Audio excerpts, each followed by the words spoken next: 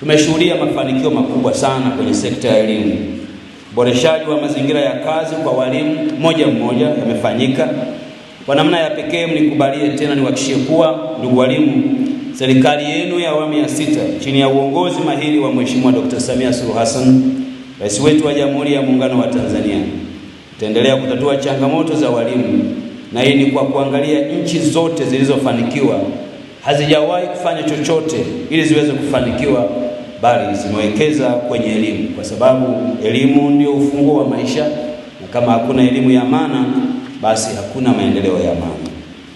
Kama rais ameeleza vizuri kwamba mahali popote penye watu, unaweza ukachelewesha barabara, unaweza ukachelewesha maji, unaweza ukachelewesha umeme, lakini huwezi kuchelewesha elimu.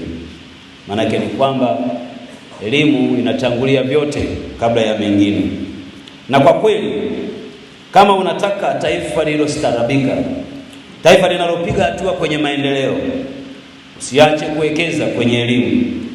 Na ukizungumza elimu katika utatu wake, utatu wa mtaala, utaini, pamoja na udhibiti ubora, kote kwenye mnyororo wote huo, taaluma moja utaiona inajitokeza kila mahali, nayo ni ualimu. Na kwa maneno mengine, hauwezi kufanikisha elimu kama una mwalimu bora, mwalimu anayependa kazi yake, mwalimu aliyemotishwa.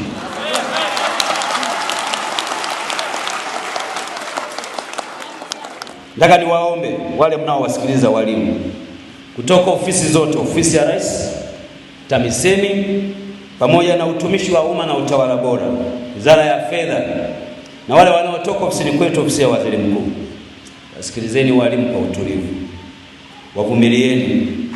Wakati mwingine atakuwa mgumu kuelewa, usimchukie, jua tu ni ile shida alionayo inamfanya akose subira.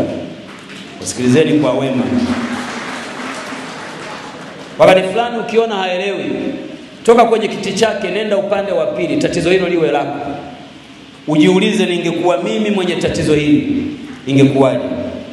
Lakini la pili, angalieni waliposafiri umbali mrefu kuja kwenu, wakiamini kuwa mnayo majibu mikononi mwenu.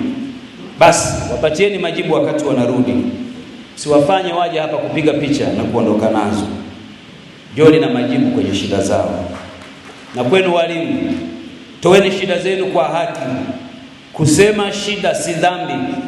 Na hapa Makamu wa Rais, nataka nikuambie, serikali yetu kazi yake ni kusikiliza kila aina ya mtu, mawazo yake, anasema nini. Hata yale tusiyoyapenda ni wajibu wetu kuyasikiliza, kwa sababu tumepewa dhamana ya kusimamia maslahi ya watu wengi. Kwa hiyo semeni shida zenu, na wakati wote msijione duni. Oneni kuwa mnayo serikali ambayo, ndio maana nimekuja hapa, vinginevyo nisingekuja, ni kwa sababu tunaamini tunaweza kuwapatieni majibu kwenye shida mlizo nazo.